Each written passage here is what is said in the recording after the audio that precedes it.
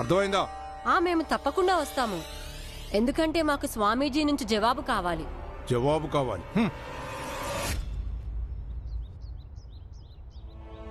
భీంబాబు, అభినందనలు. నీ ఉపాయం కనీసం జనాల మనసులో ప్రశ్నల్ని రేకెత్తించింది. ఇప్పుడు స్వామీజీ ఏదో ఒకటి చెప్పి తీరాల్సిందే. ఇంతకీ స్వామీజీ ఏం చెప్తాడో? అమ్మా, ఏం చెప్తాడో ఏమో, కానీ ఆయన ఏదో ఒకటి చెప్పి తీరాల్సిందే.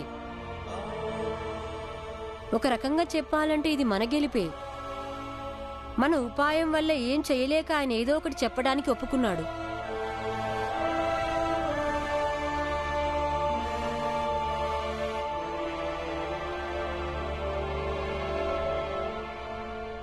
చెప్పండి. సర్వజ్ఞ స్వామికి జై. సర్వజ్ఞ స్వామికి జై. సర్వజ్ఞ స్వామికి జై.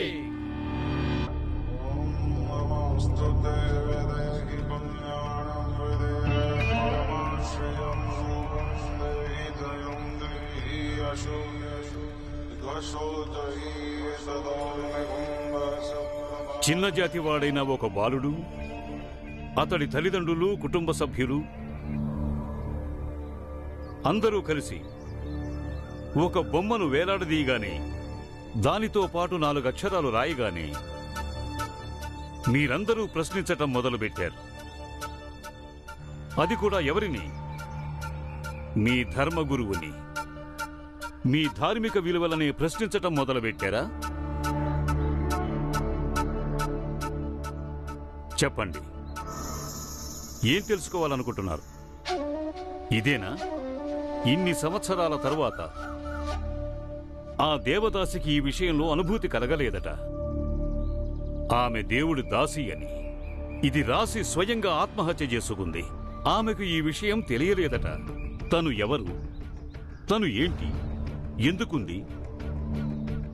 చెప్పండి, ఇదేనా మీరు తెలుసుకోవాలనుకున్నది? స్వామీజీ, అందరూ అంటుంటారు మనుషులు చనిపోయే ముందు నిజం చెప్తారని. అందుకని ఆ దేవదాసి ఏదైతే రాసిందో అది చదివి మా అందరి మనసు వికలమైపోయింది. మాకు మీ జవాబు కాదు, మాకు మీ మార్గదర్శనం కావాలి. మాకు చెప్పండి స్వామీజీ, ఏది తప్పో ఏది ఒప్పో అని. కానీ జవాబు నాకు కావాలి.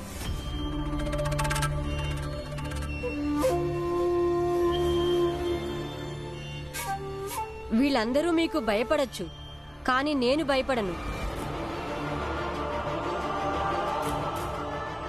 ఆమె జీవితాంతం తనను తాను దేవదాసిగా చెప్పుకుంది.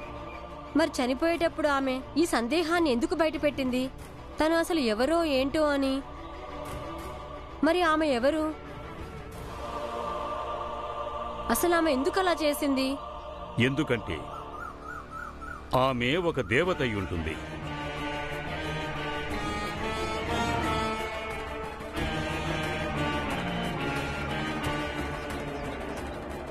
సంభవమే. దేవదాసి కాదు, దేవుడి అర్ధాంగి అయి ఉంటుంది.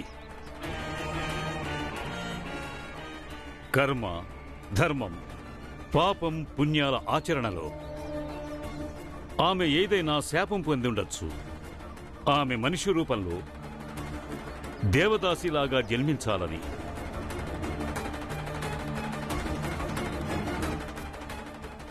అందుకనే ఆమె దేవదాసి అయింది. కానీ దాసి అనే భావం ఆమెకు కలగలేదు. స్వామీజీ, కథలు చెప్పొద్దు మీరు మాకు. ఇక్కడ ఒక జన్మ లెక్కలే తేలటం లేదు. నీకులాగా దేవుడు విద్యాలయాల్లో చదువుకోలేదు. ఆయన జన్మలెక్కలు కూడా తేల్చలేనంత వెనకబడిపోవటానికి. నేను వీళ్ళందర్నీ ఇక్కడికి ఎందుకు పిలిపించానంటే, నీ అజ్ఞానపు ప్రశ్నల వల్ల వీళ్ళందరి భక్తి బలహీనం కాకూడదని. మీరు నాకు ఓ విషయం చెప్పండి. మీలో ఎవరైనా మీ జీవితం మొత్తంలో ఇది ఎప్పుడైనా చూశారా? ఒక దేవదాసి తనని తాను ఈ విధంగా అంతం చేసుకోవటం? లేదు స్వామి, ఎప్పుడు చూడలేదు. మీరందరూ చాలా అదృష్టవంతులు. ఈ దేవదాసి మీ అందరి జన్మభూమిని ఎంచుకుంది.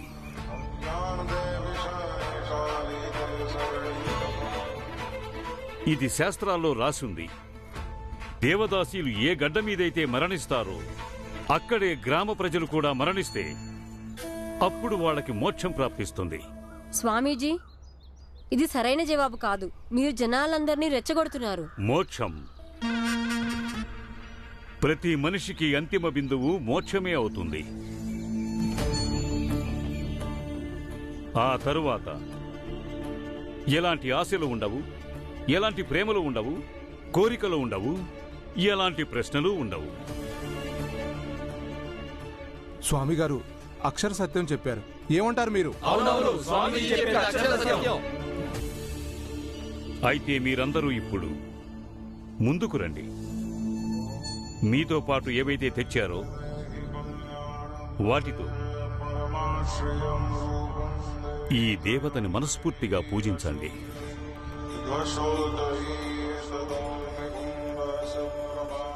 యథాశక్తి కానుకలు సమర్పించండి. ఒకవేళ ఆమె కరుణిస్తే మీ అందరికీ మోక్షాన్ని ప్రసాదిస్తుంది. చూడండి స్వామీజీ, మీరు ప్రశ్నని దాటవేస్తున్నారు. మీరు అసలు నిజాన్ని తొక్కిపెట్టడానికి పూజల్ని అడ్డం పెట్టుకుంటున్నారు.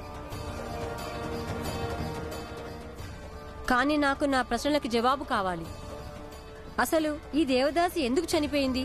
అసలు ఈమెను ఎవరు చంపారు? రేయ్ మూర్ఖుడా, మేము సాధించే మోక్షం ముందు నీ ప్రశ్నలు ఏపాటివిరా చెప్పు. ఏదో మా వాళ్ళు కొంతమంది పొరపాటు చేశారు, మర్చిపోయారు. మీ చిన్న జాతి వాళ్ళందరూ వట్టి బుద్ధి తక్కువ వాళ్ళని మా స్వామీజీ గారు సత్యం చెప్పారు. ఈమె మా దేవత. చూడండి, మన దేవత నుంచి ఈ చిన్న జాతి వాళ్ళందరినీ దూరంగా ఉంచండి. వీళ్ళని ఇక్కడి నుంచి తరిమేయండి. చూడండి స్వామీజీ, భీమ్,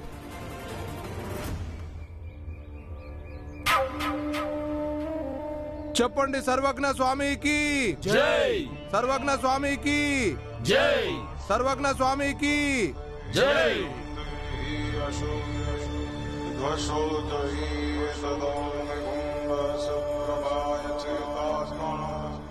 భీమరావు, క్లిష్టమైన ప్రశ్నల్ని వీళ్ళు ధర్మం పేరు చెప్పేలా తొక్కి పట్టేస్తారు.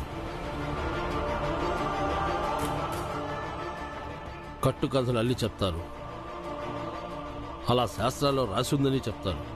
ప్రజలందరినీ మభ్యపడతారు వీళ్ళు. మీరు చెప్పింది నిజమే గురువుగారు. భీంబాబు, ఇది నీ గెలిపే.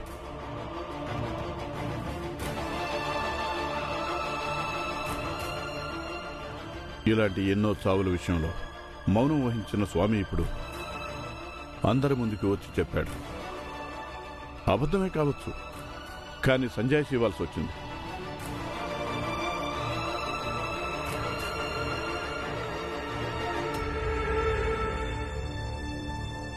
ఈయన ఈ రోజు అబద్ధం చెప్పాడు.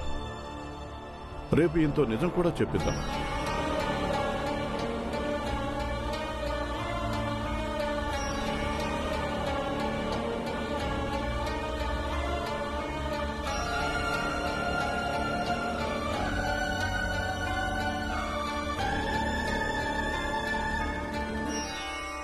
పదబాబు.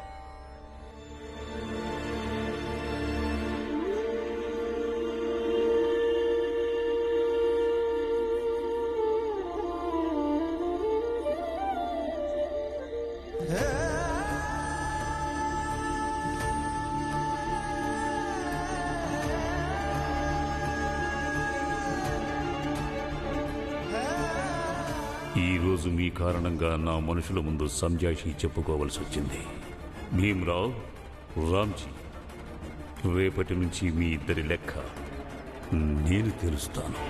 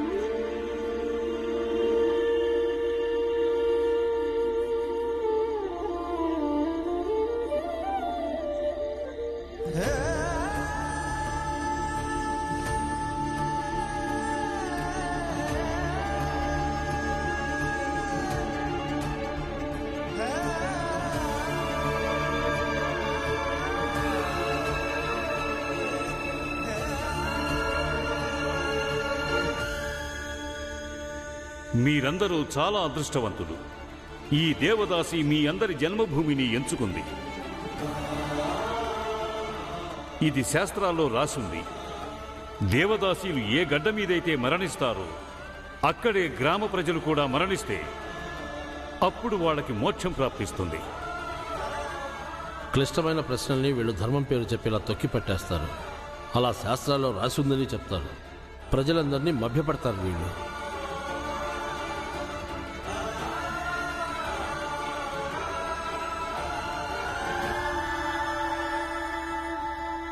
నువ్వు కూడా ఈ అంతరాన్ని అప్పుడే చెరపగలుగుతావు.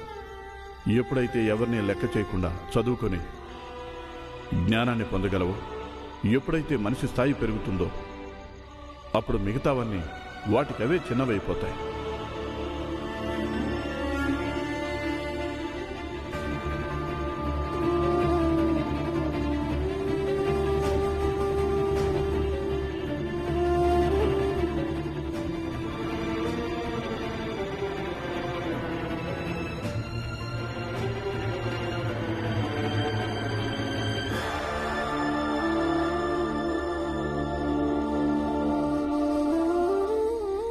కోపమైన, బాధైన, కష్టమైన, సంతోషమైన అన్ని భావాలని పుస్తకాలతో పంచుకుంటే నీ మనసుకి ప్రశాంతత కలుగుతుంది.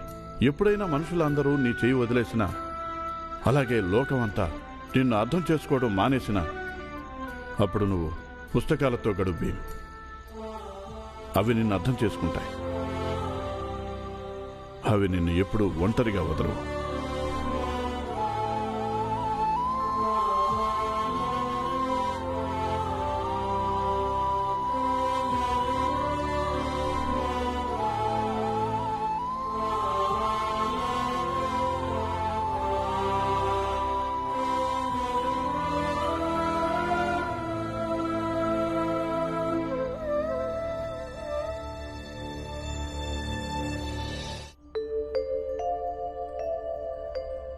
భీమాబాయ్, నేను పనికి వెళ్తున్నాను.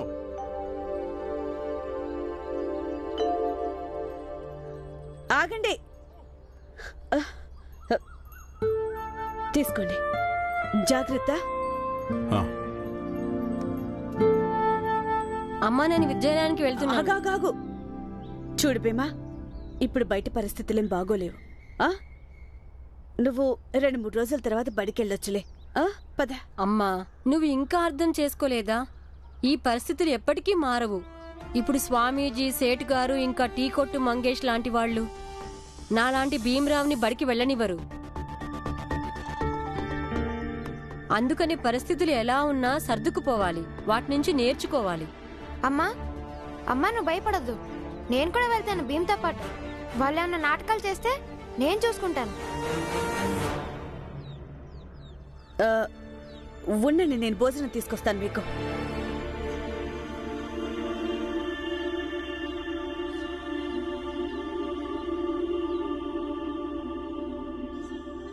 ఇదిగో.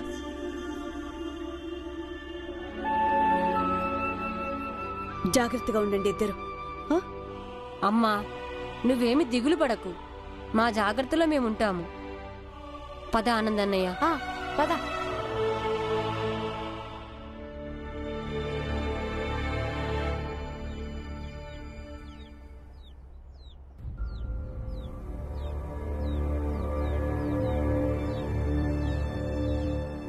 అరే భీమరావు, ఇంటికి తిరిగి వెళ్ళండి. స్కూల్కి వెళ్ళి ఉపయోగం ఏమీ లేదు. ఇప్పుడు అక్కడ చదువుకోవటం కుదరదు. ఎందుకని గురువు గారు? చదువుకోవటం ఎందుకు కుదరదు? ఎందుకంటే సర్వజ్ఞ స్వాములు విద్యాలయ ప్రాంగణంలో 2 నెలల పాటు ప్రవచనాలు చెప్పే కార్యక్రమం మొదలుపెట్టారు. కావాలన్నా స్వామి చేసుంటాడు. ఎందుకంటే భీమ్ చదువుకోకుండా. భీమ్ చదువుని ఆపాలనుకుంటున్నారు. అయితే పదండి గురువు గారు, మనం ఆయనతో మాట్లాడదాం. భీమ్ అక్కడికి వేల సంఖ్యలో జనాలు వచ్చారు. అందరూ ధర్మం పిచ్చిలో గుడ్డివాళ్ళు అయిపోయారు. అలాంటి మూర్ఖుల మధ్యకి వెళ్ళినా కూడా ఏమీ ప్రయోజనం ఉండదు. వెళ్ళు, ఇంటికి తిరిగి వెళ్ళు. కానీ గురువు గారు, మేమిప్పుడు ఎలా చదువుకోవాలి? ఏదో ఒక దారి దొరుకుతుంది భీమ్.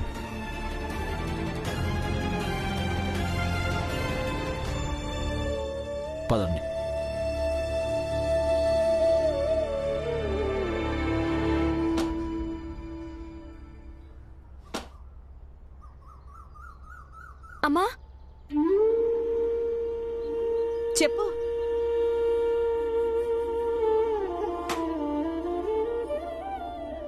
ఇక నేను కూడా వెళ్తానమ్మా. ఎక్కడికి? మా అత్త వాళ్ళ చుట్టూ ఒక పిన్ని కలిసింది. ఆమె ఏం చెప్పిందంటే పిల్లలు ఇంకా తులసి ఇంటికి తిరిగి వచ్చేసారంట. వాళ్ళు మాటి మాటికి ఒకే మాట అడుగుతున్నారంట, అమ్మేది నాన్నేడి అని. పాపం వాళ్ళకి ఇది కూడా తెలీదమ్మా, వాళ్ళ నాన్న ఇంకెప్పటికీ తిరిగి రాడని. నేను వెళ్ళి వాళ్ళకి అర్థమయ్యేలా చెప్పాలమ్మా, వాళ్ళని బుజ్జగించాలి. ఈసారి నన్ను ఆపద్దమ్మా, ఇప్పుడు పిల్లలకి నేను అవసరం.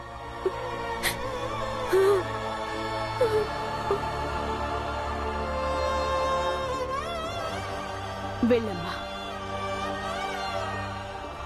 ఇక ఇప్పుడు నేను నిన్ను ఆపను.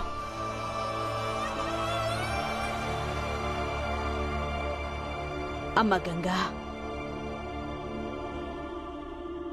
నువ్వు చెప్పింది నిజమే. పిల్లలకి అందరికంటే నీ అవసరమే ఎక్కువగా ఉంటుంది. అల్లుడు గారు చనిపోయిన తర్వాత నీ బాధ్యతలు ఇంకా పెరిగాయమ్మా.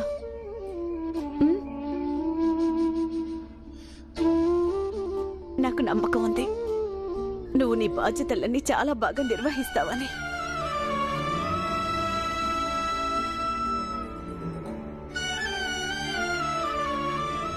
గంగా చూడు, ఇప్పుడు మీ అత్తమామల మీద మనసులో ఏమీ ద్వేషం పెట్టుకోవద్దు. వాళ్ళని అర్థం చేసుకోవడానికి ప్రయత్నించు. ఇంకా ఒక కొడుకులాగా అన్ని బాధ్యతల్ని స్వీకరించు.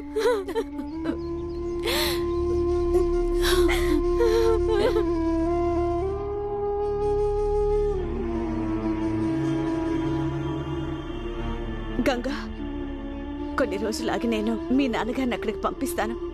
తులసిని ఇంటికి పంపించు. వద్దమ్మా, తులసిని ఇంకొన్ని రోజులు నా దగ్గర ఉండనివ్వు. అదే కాక ఇక్కడ పరిస్థితులు ఏం బాగలేదు. అన్ని చక్కబడ్డాక స్వయంగా నేనే దాన్ని ఇక్కడికి తీసుకొస్తాను. కానీ గంగ సరిగ్గానే చెప్పింది, తులసిని అక్కడే ఉండనివ్వు. మనం తర్వాత వెళ్ళి తీసుకురావచ్చులే.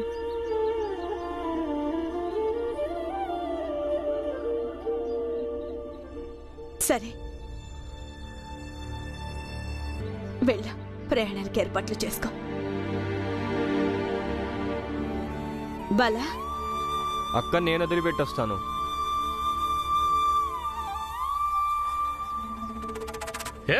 ఎవర్రా అక్కడ?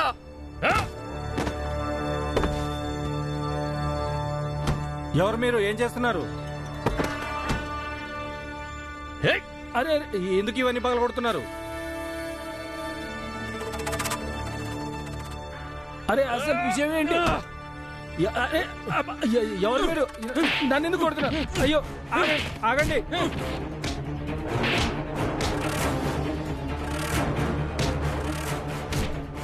హింస